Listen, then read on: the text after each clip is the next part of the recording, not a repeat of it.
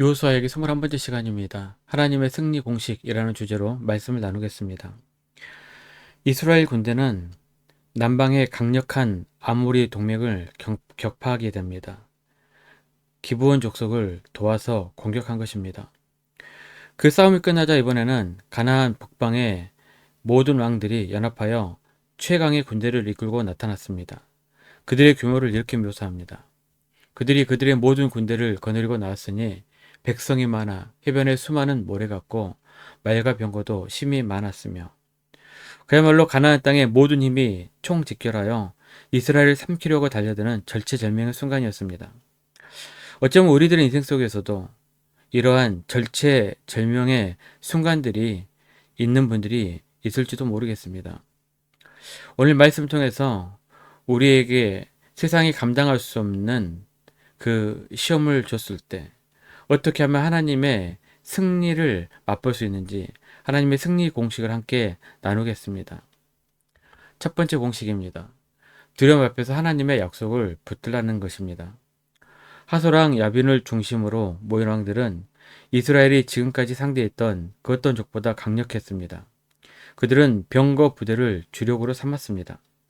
반면 이스라엘은 보병 중심의 군대였습니다. 현대전으로 비유하자면 탱크와 보병 부대가 맞서는 것과 같은 상황이었습니다. 객관적인 전력으로는 도저히 승산이 없는 싸움입니다. 이런 상황에서 여호수아와 이스라엘 백성의 마음이 어떠했을까요? 아마 극심한 두려움과 불안감에 휩싸였을 것입니다. 바로 그때 하나님께서 여호수아에게 이렇게 말씀하십니다. 6절입니다. 상반절입니다. 여호와께서 여호수아에게 이르시되 그들로 말미암아 두려워하지 말라. 내일 이맘때에 내가 그들을 이스라엘 앞에 넘겨주어 몰살시키리니. 사랑하는 성도 여러분, 하나님의 첫 번째 말씀에 주목해 보십시오. 하나님은 전술이나 전략을 알려주지 않으셨습니다. 가장 먼저 하신 말씀은 바로 두려워하지 말라는 위로와 격려의 말씀이었습니다. 그렇습니다. 영적 전쟁의 승패는 군사의 수나 무기의 성능에 달려있지 않습니다. 가장 먼저 내 안에 두려움이라는 적을 이기는 데서 시작됩니다.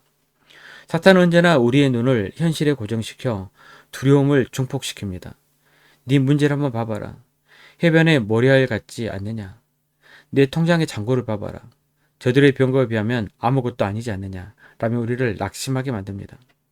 이 두려움의 공격에 무너지면 우리는 아무것도 할 수 없게 됩니다. 기도의 무릎을 꿇을 힘도 말씀의 칼을 잡을 용기도 사라져 버리게 됩니다. 하나님은 이 사실을 너무나 잘 알고 계셨습니다. 그래서 문제의 거대함에 압도당한 여호수아에게 가장 먼저 찾아오셔서 그의 마음을 붙들어 주신 것입니다. 그리고 하나님은 막연한 위로에 그치지 않으시고 구체적인 약속을 주셨습니다. 내일 이맘때에 내가 그들을 내 손에 넘겨주겠다. 승리의 시간과 결과를 못 박아 선포해 주신 것입니다. 이것이 바로 우리가 붙들어야 할 하나님의 승리 공식 첫 번째입니다. 상황을 보지 않고 말씀을 붙드는 것. 문제의 크기보다 크신 하나님을 바라보는 것. 두려움의 소리가 아닌 약속의 음성에 귀 기울이는 것입니다. 내가 너와 함께한다. 내가 너를 반드시 도와 승리하게 할 것이다. 이 약속의 말씀을 굳게 붙드심으로 세상이 주는 두려움을 믿음으로 이겨내는 우리 모든 성도님들이 되시기를 간절히 소망합니다. 두 번째입니다. 세상의 힘이 아닌 하나님의 방법을 선택해야 합니다. 두 번째 공식입니다. 하나님께서는 두려워하는 여호수아에게 승리를 약속하신 뒤 아주 이상하고 뜻밖의 명령을 내리십니다. 6절 하반절입니다. 너는 그들의 말 뒷발에 힘줄을 끊고 그들의 병거를 불사르라 하시니라. 말과 병거는 고대 사회에서 최강의 군사력이자 곧 국력이었습니다. 전쟁에서 승리하여 적의 말과 병거를 빼앗는 것은 엄청난 전리품을 얻는 것입니다. 그것을 잘 활용하기만 하면 앞으로의 전투에서 훨씬 유리한 고지를 점할 수도 있습니다. 그러나 하나님은 그 강력한 무기를 전부 못쓰게 만들고 불태워버리라고 명령하셨습니다. 왜 하나님은 이런 비효율적이고 비상식적인 명령을 하셨을까요? 우리의 힘은 말과 병거에 있지 않고 오직 만군의 여호와 하나님께 있습니다. 라는 믿음의 고백이자 하나님 외에 다른 어떤 것도 의지하지 않겠다는 그러한 결단을 우리에게 요구하신 것입니다. 사랑하는 성도 여러분, 오늘 우리 시대의 말과 병거는 무엇일까요? 여러분이 정말 의지하고 신뢰하는 것은 무엇입니까? 어떤 사람에게는 은행의 잔고가 그의 병거일 수도 있습니다. 어떤 이에게는 사회적 지위와 명예가 그의 말일 수도 있습니다. 또 어떤 이에게는 자녀의 성공, 넓은 인맥, 내가 가진 기술과 재능이 될 수도 있습니다. 우리는 입술로 하나님을 의지합니다 라고 고백하면서도 실제 삶에서는 내가 가진 말과 병거를 세워보며 안심하고 있지는 않습니까? 하나님은 오늘 우리에게도 동일하게 명령하십니다. 네가 정말 나를 신뢰하느냐? 그러면 네가 의지하는 그 말의 뒷발 힘줄을 끊고 네가 자랑하는 그 병거를 불사르라. 이것은 내 삶의 주권과 안전의 근거를 세상적인 것에서 하나님께로 완전히 이전하라는 그러한 촉구입니다. 하지만 우리가 용기를 내어 세상의 방법을 끊어내고 하나님 방법을 선택하게 될 때 비로소 우리는 하늘의 능력을 체험하게 될 것입니다. 놀라운 것은 여호수아와 이스라엘 백성의 반응입니다. 9절입니다. 여호수아가 여호와께서 자기에게 명하신 대로 행하여 그들의 말 뒷발에 힘줄을 끊고 그들의 병거를 불로 살랐더라.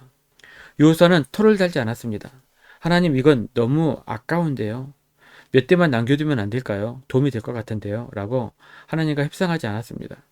이해되지 않아도 내 생각과 달라도 심지어 손해처럼 보여도 말씀에 그대로 순종할 때 하나님의 역사는 나타납니다. 성도 여러분, 하나님께 여러분의 인생을 완전히 맡겨보십시오. 여러분의 자녀를, 여러분의 재정을, 여러분의 미래를 온전히 주님 손에 올려드리십시오. 우리가 의지하던 세상의 말과 병거를 믿음으로 불사를 때 하나님께 친히 우리의 가장 강력한 무기가 되어주시고 상상치 못한 승리를 안겨주실 줄 믿습니다. 마지막 세 번째 공식입니다. 순종의 열매는 시대를 넘어서 이어진다는 사실입니다. 여호수아의 완전한 순종의 결과는 놀랐습니다. 이스라엘은 막강했던 북방 연합군을 대파하고 그들의 왕들을 모두 진멸했으며 마침내 가나안 땅의 정복 전쟁을 마무리하게 됩니다. 15절입니다. 여호와께서 그의 종 모세에게 명령하신 것을 모세는 여호수아에게 명령하였고 여호수아는 그대로 행하여 여호와께서 모세에게 명하신 모든 것을 하나도 행하지 아니하는 것이 없었더라. 이 명령과 순종이 이 구절의 핵심입니다. 그런데 이 명령과 순종의 출발점이 어딘지 아십니까? 창세기 12장 1절입니다. 여호와께서 아브라함에게 이르시되 너는 너의 고향과 친척과 아버지의 집을 떠나 내가 내게 보여줄 땅으로 가라. 아브라함 때로부터 여호수아가 가나안 땅을 정복하기까지 무려 600년에서 700년 정도의 긴 시간이 흘렸습니다. 우리는 너무나 빨리빨리 문화에 익숙해져 있습니다. 기도도 즉각 응답돼야 되고 헌신도 금방 눈에 보이는 보상이 있어야 만족합니다. 하지만 하나님의 시간표는 우리 것과 너무나 다릅니다. 내가 하지 못해도 내 자녀를 통해서 혹은 그 다음 세를 통해서라도 하나님의 거대한 뜻과 계획은 이루어지십니다. 23절입니다. 이와 같이 여호수아가 여호와께서 모세에게 말씀하신 대로 그 온 땅을 점령하여 이스라엘 지파의 구분에 따라 기업으로 주매 그 땅에 전쟁이 그쳤더라. 마침내 그 땅에 전쟁이 그쳤습니다. 아브라함에게 주셨던 약속이 수백 년의 시간이 지나 신실하게 성취되는 순간입니다. 한 세대의 완전한 순종이 다음 세대에게 쉼과 평안을 선물한 것입니다. 사랑하는 성도 여러분, 내 시대의 열매를 보지 못하더라도 다음 세대를 위해 믿음의 씨앗을 심고 순종의 밭을 가는 복된 인생이 되기를 바랍니다. 여러분의 헌신과 순종을 통해 여러분의 가정과 우리 교회 그리고 이 땅에 하나님의 놀라운 축복과 평안이 임하게 되기를 주님의 이름으로 간절히 축원합니다.